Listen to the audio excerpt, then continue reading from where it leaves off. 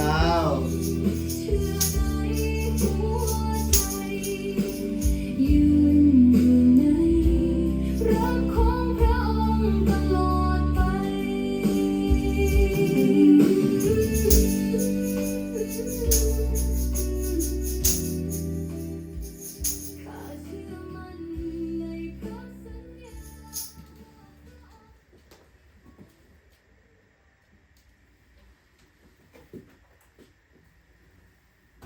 ชาโลมชาโลมดรแสงดาวชาโลมชาโลมขอสันติสุขจงมีแก่ท่านทั้งหลายจะมีท่านอาจารย์แสงดาวเมื่อนี้ท่านอาจจะแปลกประหลาดใจว่าเมื่อนี้คือไวแท้ที่จริงแล้วข้าพเจ้ามีประชุมยูโรคอนเวนชั่นเมื่อนี้จำเป็นจะต้องได้มาบอกกับพี่น้องก่อนคันทับบอกก็คิดฮอดพี่น้องก็จำเป็นจะต้องมาบอกพระธรรมของพระเจ้าก่อนเนาะพี่น้องเนาะ so some of you maybe wonder why so early this morning. Well, because I have a meeting at state convention, I have to be there about 9 o'clock, but I still have 40 minutes now. So I will talk to you for a few minutes right here. After that, I will travel from here to convention just about, 20-30 minutes from here. All right, but first, will you bow your head and pray with me? เชิญคุณน้องความใจอ่อนหวานนำข้าพเจ้าก่อนเนาะข้าแต่พระเจ้าพระบิดาของพวกข้าน้อยขอบพระคุณพระองค์เจ้าในตอนเช้าวันนี้ข้าน้อยได้มีโอกาสเข้าเฝ้านมัสการพระองค์เจ้าโดยเว้าวาพระธรรมของพระองค์เจ้าให้ญาติพี่น้องของพระองค์เจ้าได้ฟังและได้เห็นรู้ตอนเช้าวันนี้ขอทรงนำข้าน้อยเถิดอวยพรพี่น้องพวกข้าน้อยทุกคนให้เห็นรู้และเข้าใจและไปใช้ในชีวิตจึงขอบคุณพระองค์เจ้าทุกอย่างพันในพระนามของพระเยซูคริสต์เจ้าอาเมนกิจการบทที่6ข้อ9ถึงข้อ11พี่น้องที่อยู่ในวงว่า9 โมงครึ่งปกติมันเป็น9 โมงครึ่งแต่ว่ามื้อนี้พวกเรามาเรียนก่อนพี่น้องเนื่องจากว่า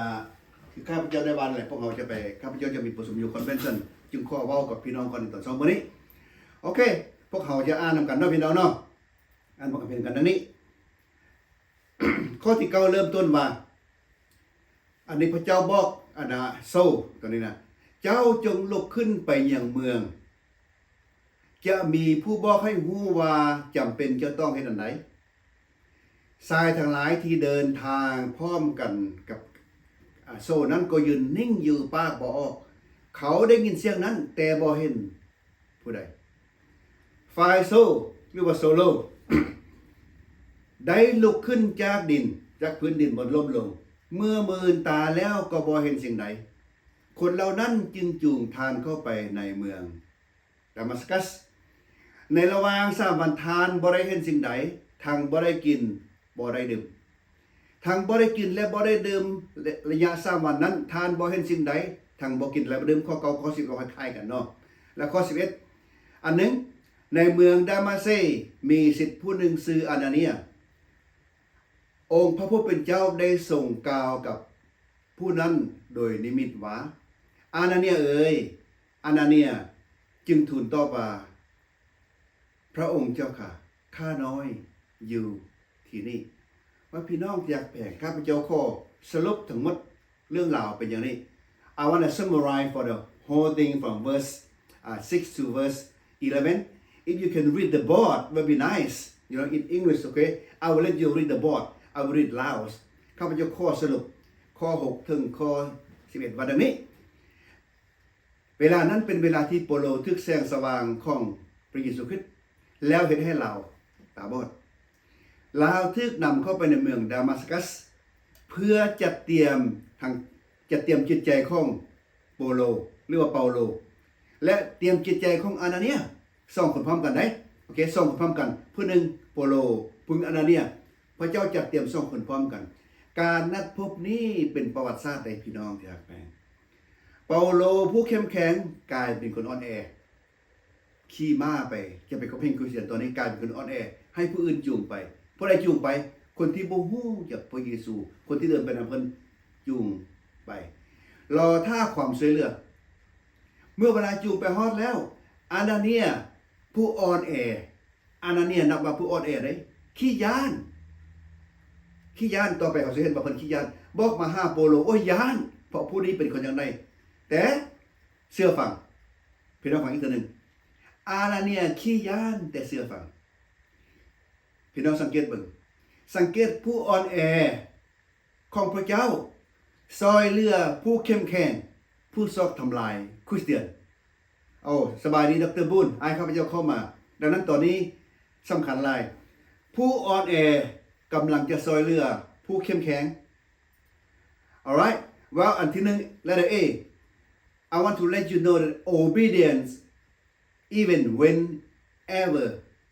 we don't understand ฉะนั้นนะ Saul is told go to the city and you will be told what to do he cannot see but he obeys โซโลทึกสั่งเจ้าจงลุกไปในเมืองแล้วเจ้าจะมีคนบอกเจ้าว่าเจ้าต้องเฮ็ดอันใดถึงแม้นว่าตาบอดแต่ลาวก็เชื่อฟังพี่น้องที่รักแฟงตอนนี้หั่นน่ะโซโลผู้เข้มแข็ง obedient เชื่อฟังพระเจ้าเราก็ไปเราก็ลุกขึ้นตามนั้น Letter B God works on both sides of the story while Saul waits God speaks to Ananias God prepares his heart on both sides before bringing them together พี่น้องสังเกตเบิ่งพี่น้องขณะที่โปโลกำลังรอท่าพระเจ้าได้เว้ากับอานาเนียพระเจ้าจะเตรียมใจทั้งสองฝ่าย2คนนี่นะก่อนหน้าทั้ง2คนจะพบกันอันได้บ่งบอกว่าเมื่อเวลาพวกเขาไปประกาศข่าวประเสริฐได้พี่น้องพระเจ้าเว้ากับเขาสบายดีป้าสมเพชรขอบใจที่ป้าเข้ามาตอนนี้สำคัญได้ป้าบทเห็นตอนนี้สำคัญหลายพระเจ้าทรงส่งโปโลไปผลตาบอดโปโลเป็นคนกำแหงพระเจ้าบอกอานาเนียให้มาปัวโปโลอานาเนียเป็นคนย่านแต่พระเจ้าจะเตรียมจิตใจทั้ง2คนให้พร้อมกันดังนั้นนะเมื่อเวลาเฮาประกาศข่าวประเสริฐบางครั้งเป็นอย่างนี้เด้อพี่น้องเด้อพระเจ้าจะเตรียมจิตใจเฮาพระเจ้าจะเตรียมจิตใจผู้จะเว้าก่อนนั้นให้พระเจ้าเตรียมรับพร้อมอันนั้นเป็นสิ่งสำคัญที่ข้าพเจ้ากำลังเว้าแม่นละดร.บุญunderstanding and can wait but obedience cannot wait แม่นแล้วดังนั้น God used ordinary disciples for extraordinary purpose พระเจ้าทรงใช้คนธรรมดาสาวกธรรมดาแต่พระเจ้าทรงใช้ลาวเพื่อวางมือให้โปโลผู้มีชื่อเสียงผู้มีอำนาจผู้ที่กลายเป็นอัครสาวกใหญ่ so Ananias is not famous but God chose him to lay hands on Saul the future apostle Paul พี่น้องที่รักแพงมาเบิ่งแม่อานาเนียผู้นี้น่ะบ่เคยมีชื่อในพระคัมภีร์บ่มีผู้เป็นมีชื่อเสียงอันใดแต่ว่าพระเจ้าทรงใช้ลาวมาวางมือใส่โปโลให้โปโลเฮ็ดหุงพี่น้องที่รักแพงบางครั้งนะการรับใช้พระเจ้าพี่น้องบ่จำเป็นต้องมีชื่อเสียงบ่จำเป็นต้องเป็นอาจารย์ผู้ใดผู้หนึ่งถ้าพระเจ้าใช้แล้วพี่น้องไปโลดพระเจ้าจะให้อำนาจแก่พี่น้องดอกอย่าสมมุติว่าโอ้ยผู้นี้เป็นอาจารย์ใหญ่ผู้นี้เป็นอาจารย์น้อยมันบ่แน่นอนพี่น้องที่รักแพงบางคนนะบ่อยากมักฟังอาจารย์ใหญ่อาจารย์ผู้ที่มีชื่อเสียงเด้มักฟังคนธรรมดาเพราะบางคนอาจารย์มีชื่อเสียงเว้าสูงโพดความเว้าใหญ่โพดคันให้คนธรรมดาบ่เข้าใจดังนั้นแหละมื้อนี้ตอนเช้านี่นะเฮาเห็นว่าพระเจ้าทรงใช้อานาเนียผู้บ่เคยมีชื่อเสียงในพระคัมภีร์แต่ให้ได้ไปเป็นปัวผู้มีชื่อเสียงในข้างนอกคือโปโลเบิ่งต่อไป Humility prepares the heart of transformation Saul fast and prays for 3 days His pride is broken His heart is ready โปโลบ่ได้กินบ่ได้นอนทั้ง3มื้อจึงอธิษฐาน3มื้อความจองห้องของเราถูกทำลายเมื่อเวลาเราอธิษฐานต่อพระเจ้าดังนั้นนะพี่น้องที่รักแพงถ้าผู้ใดผู้หนึ่งพวกเขามีใจจองห้องกันนะหรือว่าใจบ่สงบสุขกันนะอ้อนวอน3มื้อคือโปโลได้อ้อนวอน3มื้อกินข้าวบ่ได้กินน้ำบ่ได้เด้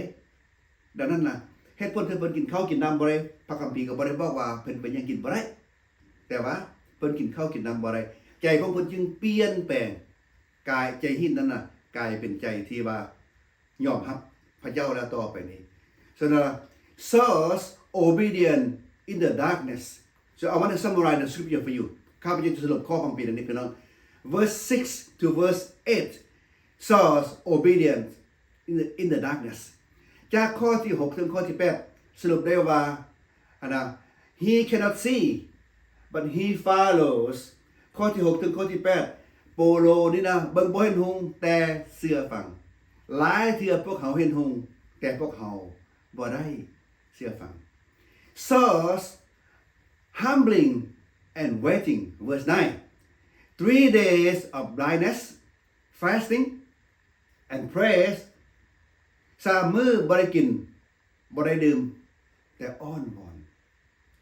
So what is lesson for us brothers and sisters บทเรียนแก่พวกเรามีอันใด What the lesson for us is if we are in trouble for anything brothers sisters spend your time to pray and God will reveal himself for you พี่น้องที่รักแปลงบทเรียนสำหรับพวกเราหั่นน่ะมีอยู่ว่าเมื่อเวลาโปโลเห็นกินบ่ได้นอนบ่ได้3มื้อเพิ่นอ้อนวอนดังนั้นน่ะบทเรียนสำหรับพวกเขาถ้าพวกเขามีปัญหาในชีวิตบ่ว่าจะเรื่องเงินคำก็ตามเรื่องครอบครัวก็ตามเรื่องบทก็ตามพี่น้องใช้เวลาอ้อนวอนคือโปโลหลังจากอ้อนวอน3มื้อแล้วจิตใจเพิ่นก็มีการเปลี่ยนแปลงตาบ่เห็นหุงแต่ว่าใจเปิดแล้ว Point number 2 Saul humbling and waiting verse 9 3 days of blindness fasting and pray 3 มื้อบ่ได้กินบ่ได้ดื่มแต่ท่อมใจอ้อนวอนต่อพระเจ้าบ่ได้ต่อว่าพระเจ้าหลายเทื่อเมื่อเวลาคริสเตียนเฮามีปัญหาเฮาต่อว่าพระเจ้าเบิ่งดูโปโลตอนนี้บ่ทันฮู้พระเจ้ายังคักแน่เพิ่นยังอ้อนวอนต่อพระเจ้าดังนั้นจงรับบทเรียนนี้เสียพี่น้อง Point number 3 God calls Ananias verse 10 God speaks to ordinary disciple ฉะนั้นข้อที่10เขาเห็นว่าพระเจ้าน่ะทรงเอิ้นคนธรรมดาคืออานาเนียทรงเว้ากับคนทั่วไปดังนั้นพี่น้องอยากแพงพี่น้องอย่าสุคิดว่าพระเจ้าจะบ่เว้ากับพี่น้องถ้าพี่น้องบ่ฮู้พระเจ้ายังนั่นน่ะถ้าพระเจ้าทรงเลือกแล้วพระเจ้าจะเว้ากับเฮาอันที่4 God gives specific instruction in verse 13ดังนั้นข้อverse 11 I'm sorry ข้อ11นี่นะพระเจ้าทรงให้ข้อมูลว่าอานาเนียให้เจ้าไปเฮ็ดหยังแดจะบอกดังนั้นอานาเนียต้องว่าจังได๋บอกว่าข้าน้อยอยู่ที่นี่เมื่อเวลาพระเจ้าทรงเอิ้นอานาเนียเอ้ยให้เจ้าจงไปหาโปโลอานาเนียตอบว่าข้าน้อยอยู่ที่นี่ดังนั้นเมื่อเวลาพระเจ้าทรงเอิ้นเฮานั้นน่ะเฮาตอบเพิ่นว่าจังไดหรือว่าเฮาไปลี่อยู่คือในสมัยพระคัมภีร์เดิมนั้นเมื่อเวลาอาดัมเฮ็ดผิดก็ไปลี่อยู่เฮาจะบ่ลี่อยู่ฉะนั้นพระเจ้าฮู้จักโปโลดีพี่น้อง God knows Saul's exactly his situation and location and condition and pray พระเจ้าทรงฮู้โปโลดีฮู้สภาพของโปโลและฟังคำอธิษฐานของโปโลพี่น้องที่รักแพงบทเรียนนี้สำคัญพี่น้องจือได้บ่โปโลบ่ฮู้ชื่อพระเยซูถ้าว่าพระองค์แม่นไผเพราะพระเยซูตอบว่าเฮาแม่นเยซูผู้ที่เจ้ากำแห่งแต่พระเยซูฮู้จักชื่อของโปโลพี่น้องที่รักแพงเบิ่งมั้ยแม้แต่คนที่บ่เคยฮู้จักพระเจ้าน่ะคนกำแห่งคริสเตียนน่ะพระเจ้าฮู้ชื่อเขาแล้วดังนั้นน่ะผู้ใดกำแห่งคริสเตียนพระเจ้าฮู้ชื่อผู้นั้นแล้วเด้อพี่น้องที่รักแพงดังนั้นพระเจ้าก็ฮู้ชื่อเฮาเช่นเดียวกันถ้าเฮาเป็นลูกพระเจ้าเฮาแฮงใกล้ชิดอยู่กับพระเจ้าสบายดีอาจารย์ส้มเพชรขอบคุณพระเจ้าที่อาจารย์เข้ามาหวังว่าจะพบกันอีกจักเทื่อเนาะอาจารย์เนาะที่ร่มพระบางอาจารย์ขอบคุณพระเจ้าอาจารย์เข้ามากำลังจะจบพอดีอาจารย์กลับคืนไปฟังและอยู่ในกระดาษนี่นะพี่น้องถ้าพี่น้องเป็นวิธีที่พี่น้องเมื่อเวลาพี่น้องกลับคืนไปเบิ่งหั่นนะพี่น้องถ่ายรูปเอาแต่ละเฟรมและพี่น้องจะได้ข้อมูลที่ข้าพเจ้ากำลังบอกกับพี่น้องในตอนเช้ามื้อนี้แต่ว่าก่อนพวกเราจะเลิกลากันตอนเช้ามื้อนี้อยากเชิญพี่น้องร่วมใจอ้อนวอนดังที่เห็นในกระดาษนี้เนาะพี่น้องเนาะให้พี่น้องอ้อนวอนกัน Let us pray Oh Lord give us the heart of Saul to obey the heart of Ananias to trust and the humility to obey transformed by your will God lead us even when we cannot see prepare our heart for your purpose พระเจ้าเอ๋ยขอทรงประทานจิตใจเชื่อและปฏิบัติเหมือนโปโลขอทรงประทานจิตใจเชื่อและวางใจเหมือนอานาเนีย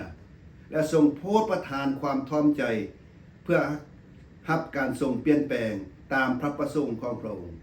ขอพระองค์ทรงนำข้าน้อยไปถึงแม่นพวกข้าน้อยเบิ่งบ่เห็นหนทางแต่พระองค์เจ้านั้นทรงเห็นทุกอย่างขอทรงจัดเตรียมจิตใจพวกข้าน้อยเหมือนพระองค์ทรงจัดเตรียมโซและอานาเนียนั้นเทินพวกข้าน้อยจึงอ้อนวอนขอบคุณพระเจ้าทุกอย่างในพระนามของพระเยซูคริสต์เจ้าอาเมน God bless you brother and sister I will see you again next Wednesday bye bye